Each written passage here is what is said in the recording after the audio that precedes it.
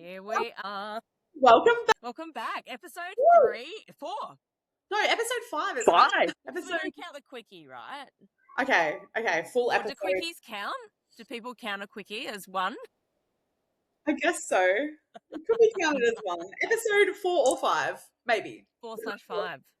Well, let's go for it. We've got Jackie here with us today. Very exciting. Welcome, Jackie. Hey, girls. Hello. So today, I guess a good subject that we're going to touch on There's going to be some is- touching. and quickies and stuff. Today we're going to touch on your community, Jackie, because I know you've built a massive community like Facebook and offline as well. So I thought it would be a really good opportunity to kind of like find out a little bit about why you created the community, what it means to you, and yeah, how other people can do the same. Wow. Take a seat, everyone. Take a seat.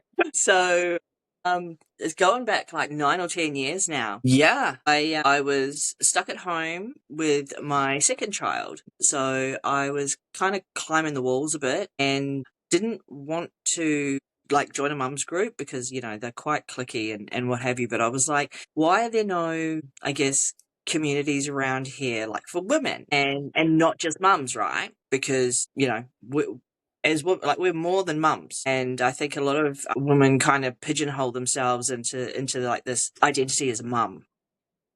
I think that's especially true when the kids are young, for sure. 100%. And so this was my second rodeo, and yeah, with my first child, I had, as soon as I could get him into daycare, I'd gone back into the workforce because I was like, I'm not the stay-at-home mum type, I don't think. But with my second, I was kind of doing a little bit of an experiment with raising my children. So I decided with this one, I'd stay home, and then I'm there, and I'm like, how do I find people? Like, how do I find people that want to have like conversations, like good conversations, and especially like women, because I'm like, surely there's something out there. And I looked and I looked and I looked, and there wasn't really anything. So I decided one day just to put it out there.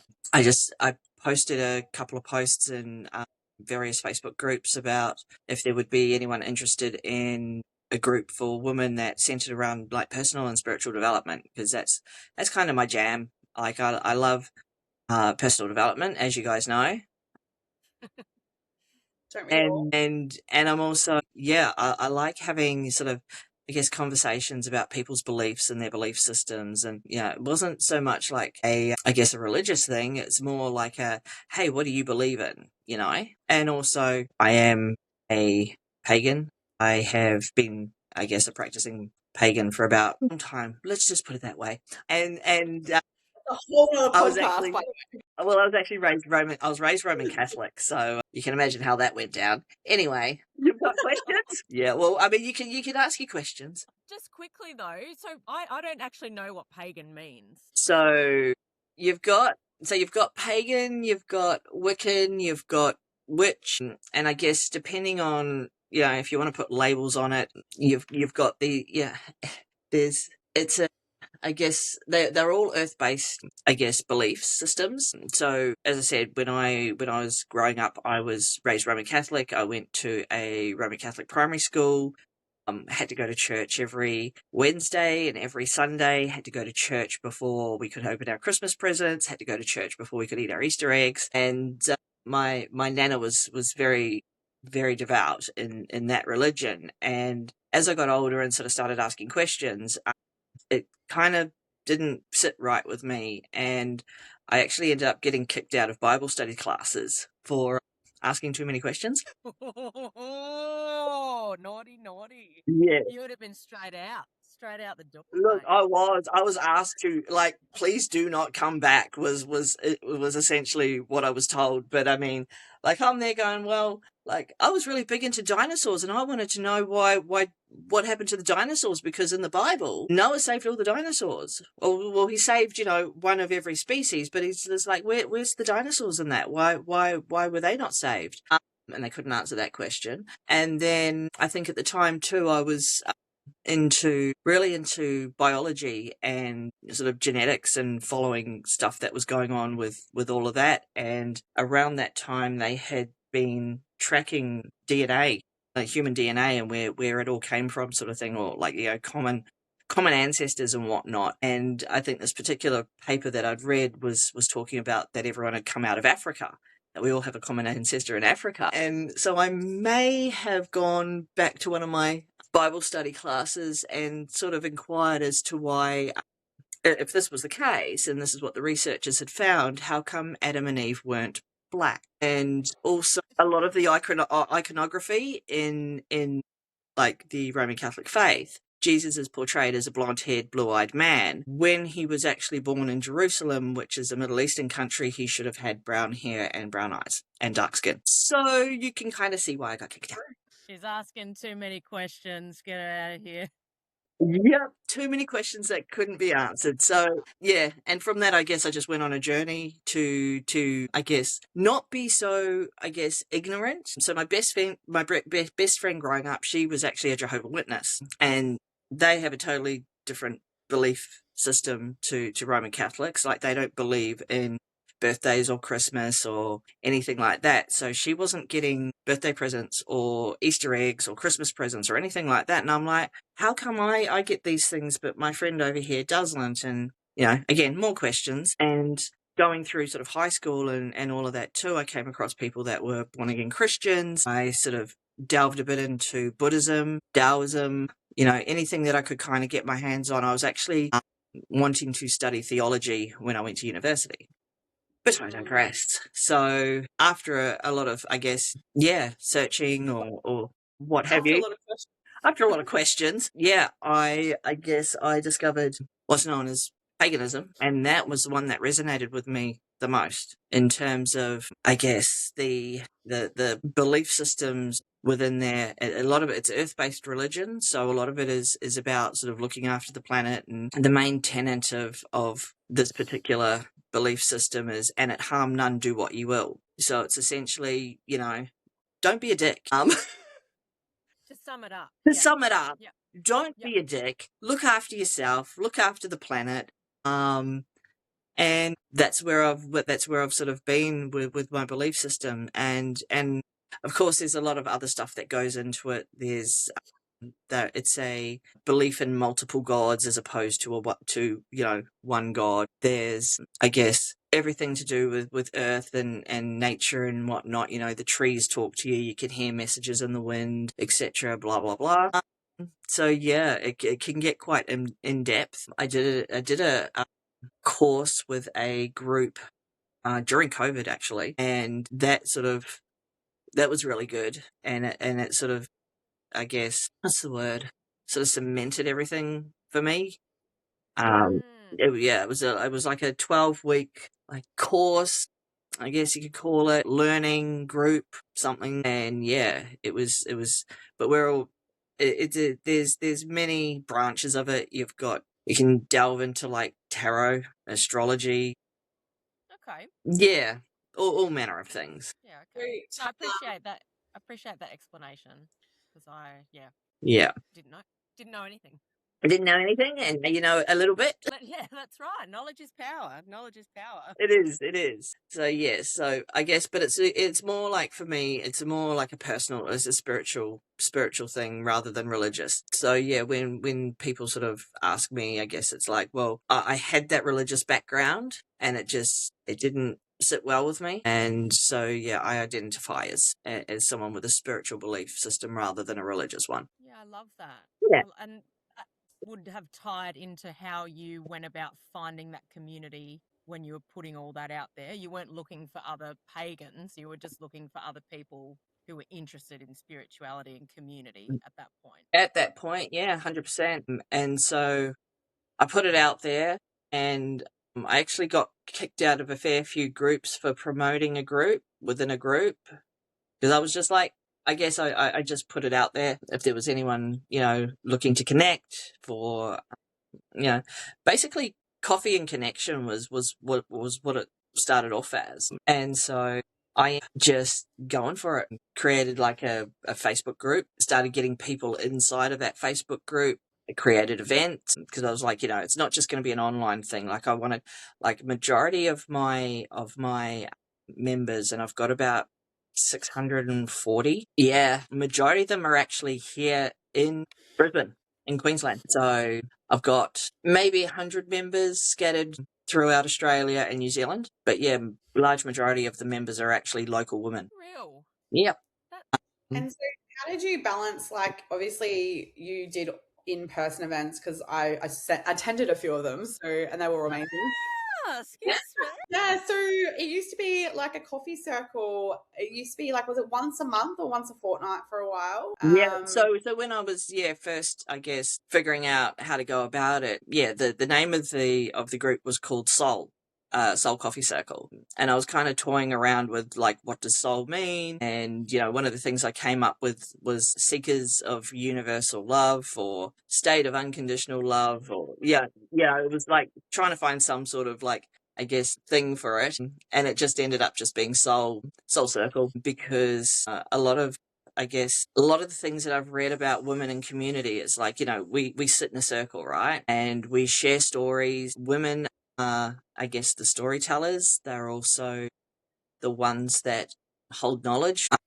And so, I just wanted to get together a group, groups of women in community to have conversation and coffee, to have, I guess, a support network. One of my, I guess, things behind it too for me was proving that there were, I guess, good women out there.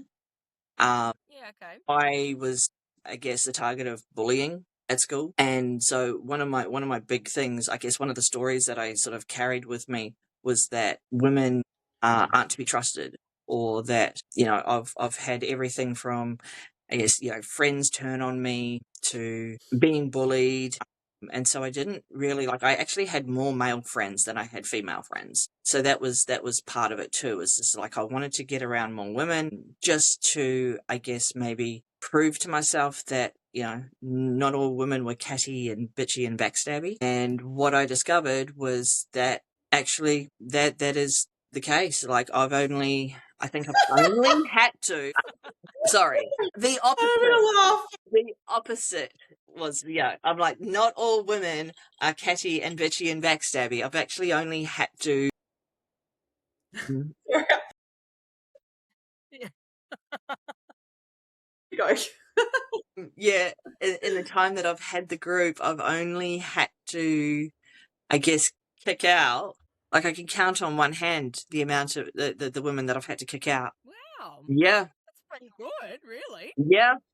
In a group with a few hundred people, that's amazing. So, well, that's what I thought too. And I guess the other thing too, as the group sort of grew and expanded, one of my original founding members, Amber, I asked her to sort of jump on board with me to be an admin, because I was just like, this is getting a bit crazy. We were actually averaging about 100 members a year, new members, and so as I guess Facebook was evolving as well with groups and stuff like that, you could actually, so how you've got some groups where it's like you got to answer questions before you're allowed in.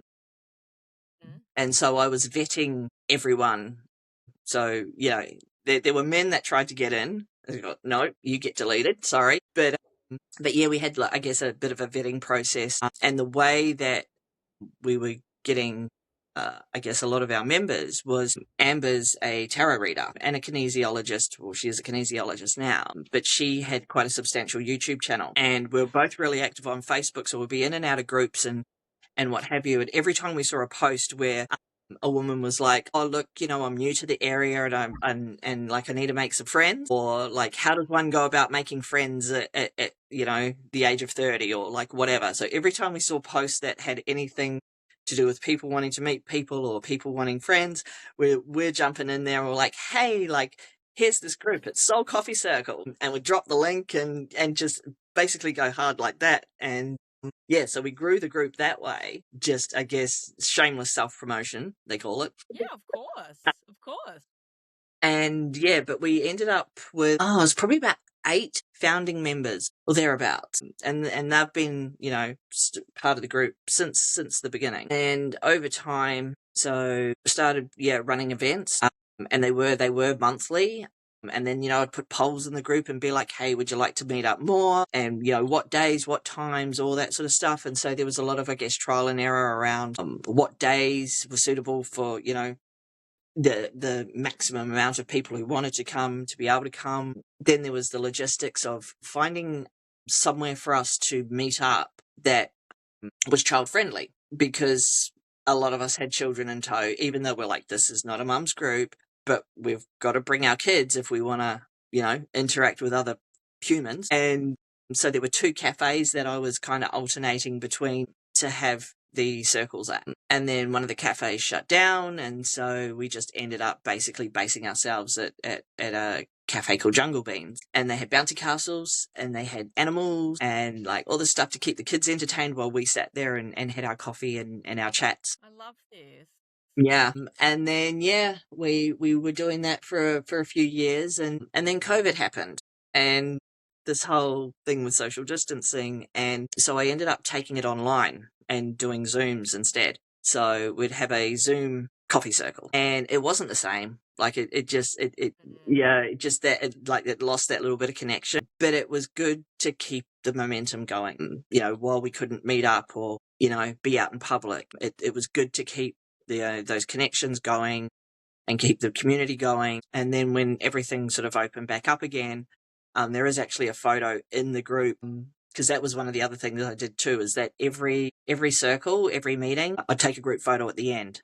Yeah, just to be like, hey, to say thank you for all the women to coming out, and I guess documenting who was there. So so there's actually, I think, a photo up where we're social distancing during COVID. So and then a lot of the women were also kind of, I guess they were like, hey, could we sort of do something that incorporates our partners? And so we did what's called the Soul Family Get Together. So yes, I organised events where it was all the family. So mum, dad, kids. So everyone sort of got to come and meet up and join in, I guess, so the men didn't feel excluded, because it's, predominantly a woman-only group. I did try and run a couple of circles, because there were a lot of, over time, a lot of the women that joined, their partners were also spiritual. And so I opened up the group a couple of times to have men come along. And I guess it was a good experiment to see how it worked, but that changed the vibe of things as well. I think just having the males there. Another thing that I did too, because I'm very open-minded, ended up accepting anyone that identified as a woman. So I actually had a couple of transgender members as well. What else did we do, Amy? Oh my gosh, you did this for like 10 years, so you did a lot. Yeah. I'm not surprised you can't remember really. But I guess with your for the just obviously people listening to this that don't know and haven't been to a circle or anything like that, what was kind of the purpose of doing it? Obviously you mentioned connection and I guess, being able to is it make, I guess for you the purpose was was it to make friends, or was it just to meet new people, or what was it exactly? For me, ultimately, it was to meet new and interesting people, and also, I guess, I feel like the facilitator. It was almost like part of my purpose was to hold space for this thing to happen, so other women could benefit from it. And it was like I guess I get that whole sort of like the just get all the fuzzy feelings, knowing that I was bringing people together. And a lot of it ended up being sort of for networking purposes. So I attracted yoga instructors, intuitive healers, tarot readers, sound healers, massage therapists, like anything to do with alternative medicine or alternative healing. I've got a couple of ladies in the group that they channel, so they do I guess intuitive writing. There's ladies that do intuitive eating. There's a whole range. I've got a couple that do they speak in light language, so I don't know if you're familiar with that term, either of you? I've heard it mentioned. Yeah. Lat language. Light, Tell us about it now. You got to tell us about it. Light language. light language. Oh God, this Hey. is going to be another rabbit hole. You do realize that, right? Look, like I said, we can do. We're at an hour today, but we can do more. Yeah, We can right. do, there's a lot of knowledge in your head that I think is very interesting. So I feel like that could be a whole other episode. we could dive deep about into all the all the spirituality. things. Yes. Absolutely, Do that. That would be so absolutely. good. But Yeah. but yeah, let's just say I have brought together an eclectic mix of women with different talents, and I ended up because a lot of them had small businesses, so it also ended up sort of turning into some sort of like it started off like as just like we're all getting together for coffee and a chat, and then the next minute we're running markets. Well, I was Right. running, I remember you did that. Yes, yeah, you had market stalls and you used to run markets. yeah. Yes. So I forgot about that. the cafe owner that where we were having the circle, I kind of put it to her one day, because there was such I guess a decent amount of green space in this cafe, and I sort of said to her, hey, like, how would you feel about us like running markets here? And we sort of like we worked something out, and like I'm all for collaboration, and with her having the cafe and whatnot, I was like, look, you do the food, and we'll bring in the people. Like, we won't sort of cross over in terms of like have anyone that's, a food vendor or anything like that. But yeah, as I said, a lot of the women had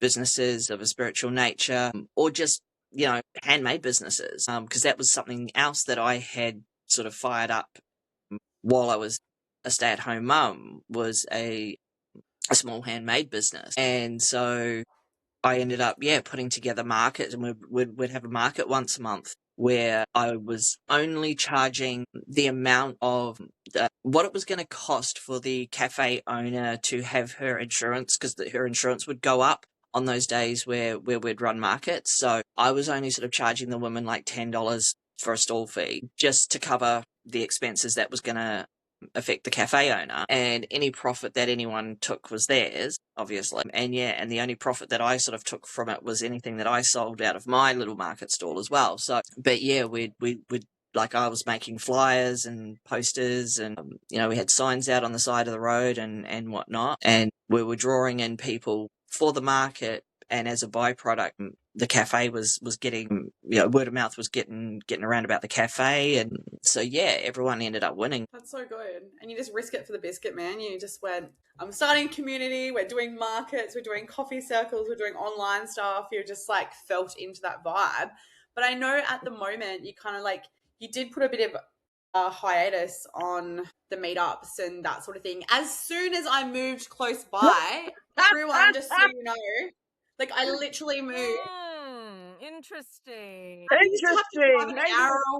an hour away to get to these things that I'd come to when I could. And then as soon as I'm like 5-10 minutes away, no more. Stopped. Done. I'm like, So why? there's a few reasons for that. It wasn't just me, was it? Like, No, it wasn't just you, Amy. So the cafe that we were operating, with, she ended up deciding to close down, and we had to wait. I think it was about 6 months. We were going to other places, and again, it was kind of like we'd move around a little bit just to make it, I guess, fair for those that were traveling to not have to like keep coming over these ways.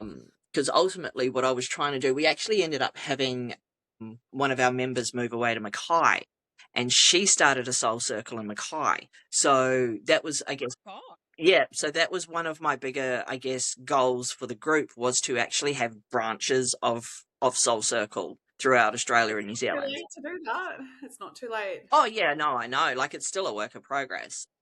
But yeah, Sarah, she could run one. Like, Sez could run one for you. Absolutely. Soul group. I love it. Yeah, like, Represent it's like, that's all the it. New South Wales, Central Coast, New South Wales. Yeah, yeah. I had one of the girls from here. Yeah, she moved to Mackay for a couple of years and established a circle up there, and I believe it's still running, because she moved back here to Brisbane. That you've that in someone. That's so fucking cool. Yeah. So, but yeah, I've got a couple of friends over in New Zealand, and I keep trying to like convince them to start one over in New Zealand, and they're like, "Oh, but we're like," and I'm like, "Just do it." So A movement. That's I feel like you've created a movement. that was kind of like, I guess, the vision or whatever. It was like, yeah, have this movement going, and yeah, just take over start off with New Zealand and Australia first and foremost, but yeah, establish, I guess, chapters of Soul Circle wherever women wanted to meet up and connect and have community. So what's kind of like the plan now though? Because like I said, it has been on a bit of a hiatus at the moment, but I know that's due to various things, like you said. Oh But yeah, what's your plan moving forward, and what do you want to do with it? just let me What's your vision, Jackie? What's your just let vision? just let me backtrack for a little bit here. Just let me Okay. backtrack. So yeah, Right, strap when it came to running the markets and the businesses and stuff like that, I was also running workshops. So put together, I guess, a couple of half-day workshops to. Andrew, by the way, it was so good. I came What's to one that? of them. Yes, you I did. You loved did, your didn't you? workshop, by the way. It was so good. Yeah. Yes, yeah. So put together Bring it some back. half-day workshops to, I guess, help women find their purpose. Because again, yeah, like the amount, like because I had so many women coming through, and they all had their own story, and I think that was the most interesting part about it for me was hearing people's stories and hearing where they were at, and there were quite a few that were, I guess, as I say, that they had identified so much as a mother that they didn't actually know who they were. If you ask them, outside of like, who are you? It's like, oh well, I'm a mum, and it's like, no, you're more than that. So yeah, I started running those workshops too. And I guess coming back to your question, Amy, and what's next. So the last 2 years, I have been going through some massive, massive life changes myself. I left a 15-year relationship. I was not in a good place and in very, very unhappy, and it showed in, I guess, the way I was feeling, the way I was looking. I was feeling very sort of stunted, I guess. I knew that that I was capable of more and all of that sort of stuff, and it was almost like I was like I'd resigned myself. I wasn't walking the walk, and I how much weight have I lost now? I think I've lost around 45 kgs. Wow, When did Jackie. you go on that whole journey? Because I remember being there when you had like all the epiphanies about it. That we were at Thrive Time. Well, yeah. So there's it was the last. So Thrive Time. What was it? Thrive Time 2023. Oh, I actually don't know. I'd have to look. 23 or No, 24? No, it was 23. 23. 23. Was that an in person No, or 20, online? no, 20, no, it must have been 24. It must have been, so, Yeah, I think it was 24. Yeah. yeah, no, it was 24. So, I guess there was a number of things that happened. So, I had gone to Thrive Time, Little Thrive Time. got fired up Little. again. It's like, oh, like, like, this is my purpose, and this is my vision, and this is this. And I had actually, I'd started on my, like, weight loss journey because I was just like, I was sick and tired of being sick and tired, as they say. But I'd also got, I guess, been handed some of the most devastating news that I'd ever been handed. My childhood best friend, the one that was Jehovah's Witness, she had had breast cancer, and I didn't know. She didn't actually tell anyone until she had gone into remission. And then I got a call just before Christmas saying that it had come back and she had 12 weeks to live.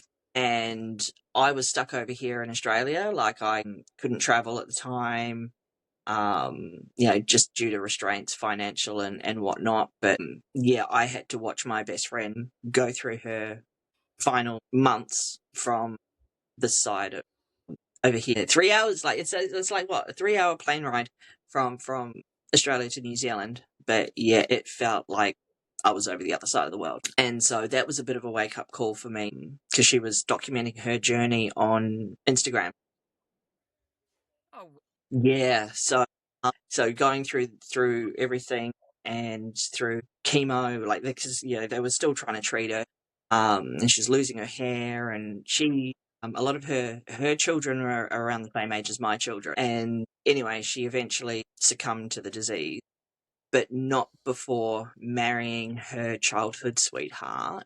And so that tugged at all the heartstrings as well. And so I think on the plane coming back from Thrive Time, I'd actually had I guess a vision towards being a marriage celebrant, but also I'd been dabbling in, I guess, palliative care.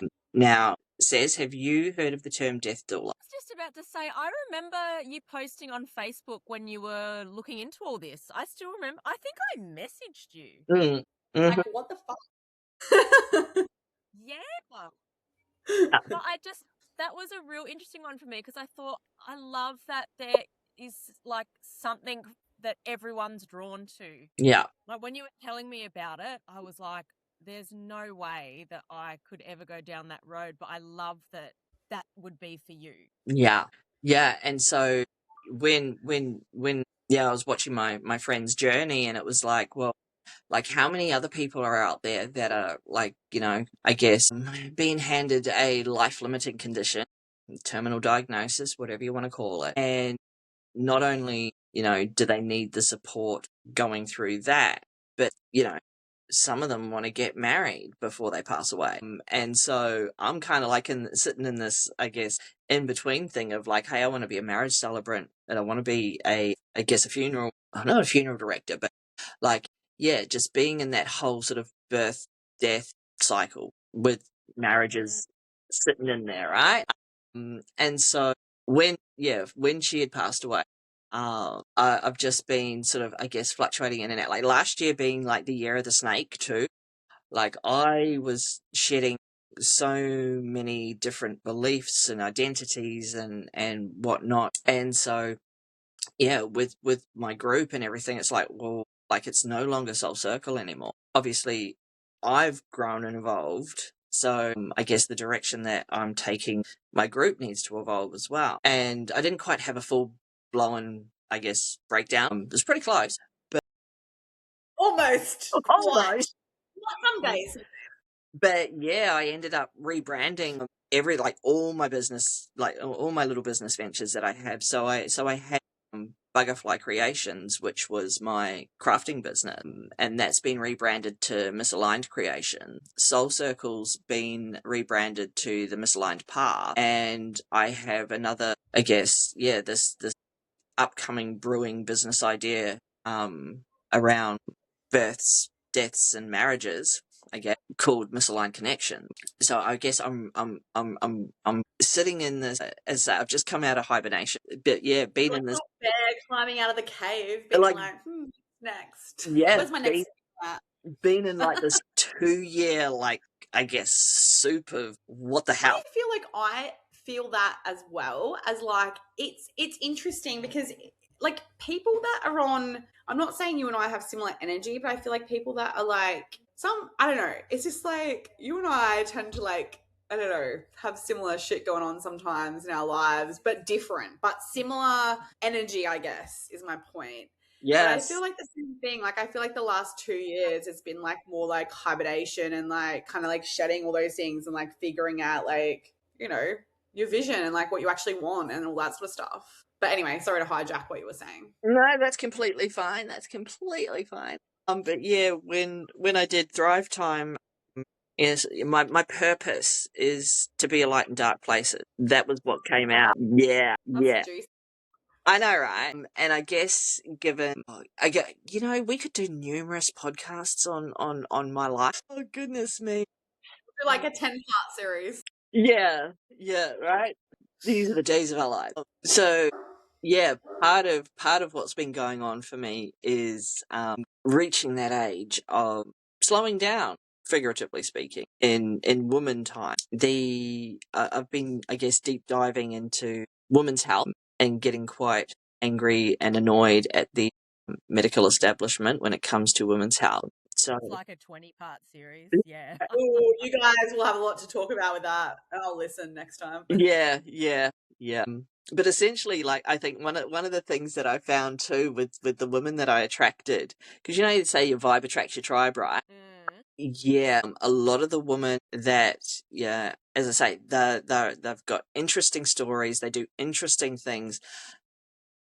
They're all really spicy, like neurospicy, and yeah, and I realized that my tendency to, so I was diagnosed with ADHD when I was 26, but nothing was ever done about it. And now that I am, oh God, that's 20 years. 20 years later, actually finding that with the interaction of hormones at this stage of my life has made my spiciness extra spicy. Extra spicy Jackie, I like it. Yep, and so I kind of like, I kept saying to people, so I don't know if you saw, yeah, a couple of years ago, I had a split dye in my hair and it was black and white.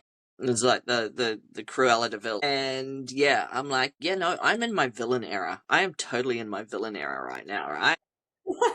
So yeah, the direction with the community, I'm actually heading down a path of feminine rage. There'll be millions of members. Do you know what's so random is like I was looking at my emails before you jumped on here, and there was like in my inbox there was like a webinar, like an online webinar for like women to rage. You're right. Ooh, I love that. I'm not even kidding, like a dedicated space. I'll have to screenshot it and send it to you later, both of you, so you can see what I'm talking about. But yeah, it was like a dedicated space to rage. And then you've just I've seen these. Yeah. and I'm like, what the fuck? This is actually like a thing. Seen these. You just go and yeah, you just like scream Yeah. and rage out. Yeah. Yeah. You go, yeah. I've heard of them too, but yeah, I guess this is more of a call to action. Sorry, it's a sacred rage immersion. Every woman holds rage inside of her if you learn how to wield it in a healthy way. Ooh, There you go. there you go. Nice. Just randomly mentioned it too. Yeah, Crazy times. it is. Anyway, sorry. That is funny. I'd like to sign up for that. Well, maybe we all should. Yes, sign me up. Sign me up. But yeah, it is a, I guess, as I say, I've changed, so it makes sense that my, I guess, my message and what I'm putting out there needs to change as well. When we started talking about when you first started the community, you've got a little person, you're at home, you don't want to join the mums group because it's cliquey. And that journey from there, it's like on Facebook, co-founders, you start a group, you start doing workshops, you've got a market, you go into the coffee shop. Like, have you just naturally always been adaptable? Like, was there fear putting yourself out there? Like, for someone that's listening to this going, God, I'm feeling really lonely. I'd love to connect with women, but I don't want to put myself out there. Like, did you experience that sort of feedback? Than myself, you mean? Yeah. Yes and no. Like I'm sort of the type of person to just do it, and if it works, it works, and if it doesn't, we'll go back to the drawing board, sort of thing. But yeah, I mean, there was plenty of like self-doubt moments where it was like, oh, like I'm putting myself out there. What if people say no? You know, or like they're not interested, or like my biggest thing I think was having people come, you know, in person and never show up again. You know, they come to one and then, but again, very rarely have I had that. A lot of the feedback that I've gotten over the years has just been the space is so welcoming. I'm really welcoming. I've had this like for a majority of my life where people sort of, the most random people will come up to me and just start talking and share their like entire life history with me. And then they kind of like have this weird look on their face and be like, I'm sorry, I don't know why I actually did that. And then they'll leave. And so I have this, you know, a lot of the feedback has been people feel that I'm safe, like a safe person to talk to, that I'm non-judgmental. And yeah, they just feel like that they can open up and then especially when, you know, they come to a circle and they meet other like-minded people, and like the friendships that have actually come out of like outside of, you know, us meeting up every couple of weeks have been beautiful. like it's been absolutely beautiful. Like a lot of the founding members, we're all friends outside of the circle. Our kids have grown up together because a lot of us had kids around the same age, so we're getting invited to, like, birthday parties and whatnot.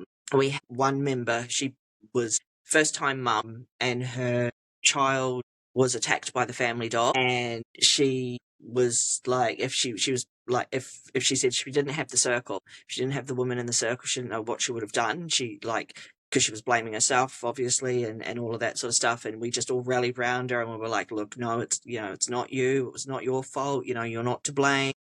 Like, and just having that support and encouragement, or just, I guess knowing that there are people that you can call or reach out to and sort of, I guess, help on your journey. It's like, it's not like, oh, we just meet up and that's it. There's a lot of ongoing connection outside of circle as well. One of our, I guess, or should I say, one of the success stories, we had a member find us at the lowest point in her life. She was actually a junkie, and after finding us and being around us for probably a month or so, she decided she was getting clean, and she's been clean about 3 years now. So, like, I guess that in itself, like, even just that story is enough for me to just, like, keep things going. Because you don't know who is going to show up to a circle and who's going to find the support or the help that they need. Like, my thing is too, it's, having the safe space, facilitating, I guess, this place for women to come to share who they are and what they're about, or, if they're going through anything, whether it's mental health, whether it's domestic violence, whether it's, it's like, as I said, I'm very open. I've got a lot of experience myself with mental health struggles and challenges and addictions and DV, like marriage, divorce, you name it. I've been there, got the t-shirt. It's just having that space for women to come. I guess finding the support that they and realizing that they're not alone. Which is just such an incredible gift to give women, Jackie. That's just, Yeah. And as for, like, I guess I tend to, as I say, I'll run with an idea, and 9 times out of 10 it works out. And I don't know whether that's because of the type of person I am, or whether I just, like, over time have just sort of built that resilience. But yeah, if I mean, like, I would say to anyone that's, like, thinking about, like, either starting their own community or, like, trying to, like, find where they fit in, it's just, you just got to put yourself out there.